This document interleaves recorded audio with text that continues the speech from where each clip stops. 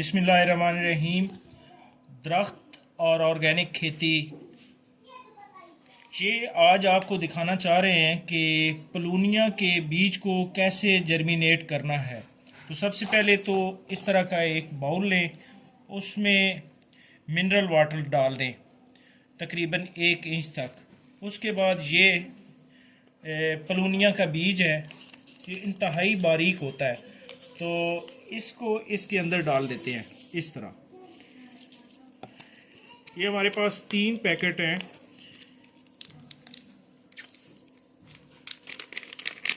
ये सारे के सारे इसके अंदर डाल देते हैं।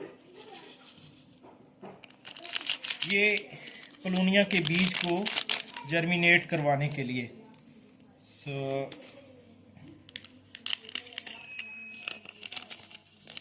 ये सारे डालने के बाद इसको इस तरह हिला देंगे और रूम टेम्परेचर में रखेंगे। ये जो अभी प्लूनिया का बीज जर्मिनेट कराने के लिए ये वीडियो बनाई जा रही है, ये पार्ट 1 है।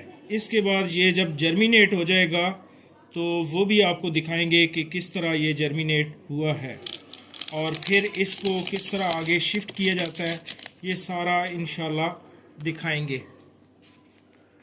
बहुत शुक्रिया।